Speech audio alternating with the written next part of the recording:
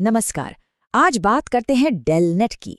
ये एक ऐसा जबरदस्त नेटवर्क है जिसने भारत की लाइब्रेरियों के काम करने का तरीका ही बदल दिया, मतलब पूरी तरह से क्रांति ला दी है। लेकिन सबसे पहले एक सवाल, जरा सोचिए, हजारों लाइब्रेरियां हैं जो अलग अलग शहरों में अलग अलग कोनों में है। सबके पास अपनी अपनी किताबें, अपना अपना खजाना है। तो ये सब आपस में अपनी किताबों को, अपने संसाधनों को शेयर कैसे कर सकती हैं? है ना बड़ी चुनौती। बस इसी चुनौती को हल करने के लिए डेलनेट को बनाया गया था। तो इस बड़े सवाल का जवाब वो है डेलनेट।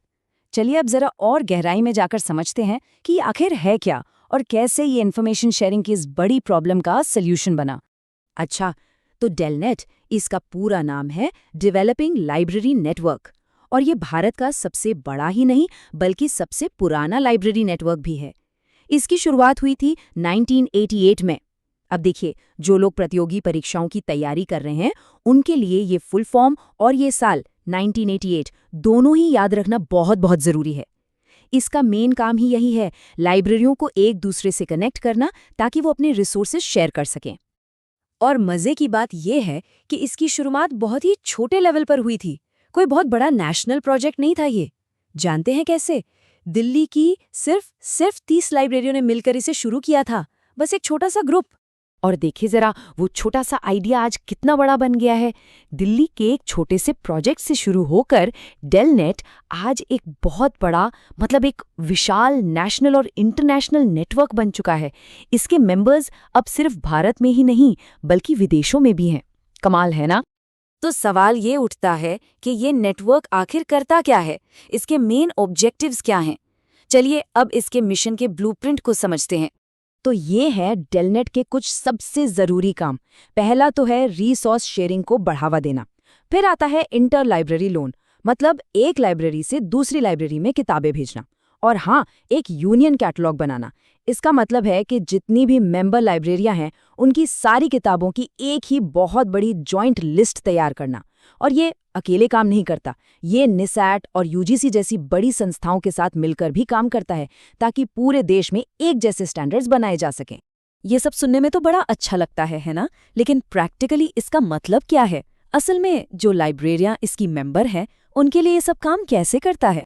जरा डेलनेट के आने से पहले की दुनिया सोचे। हर लाइब्रेरी अकेली थी, उसका कलेक्शन बस उसी तक सीमित था और पढ़ने वालों की पहुंच भी बहुत कम थी। लेकिन डेलनेट के आने के बाद मानो सारी लाइब्रेरियों के दरवाजे एक दूसरे के लिए खुल गए। उन्हें एक बहुत बड़े शेयर्ड खजाने तक पहुंच मिल गई। और इससे हुआ क्या? उनके बजट का भी कहीं बेहतर इस्तेमाल होने लगा। चलिए अब ये जो इंटर लाइब्रेरी लोन है, इसकी प्रक्रिया को समझते हैं। मान लीजिए किसी को एक किताब चाहिए लेकिन वो उसकी लोकल लाइब्रेरी में है ही नहीं, तो लाइब्रेरियन क्या करेगा?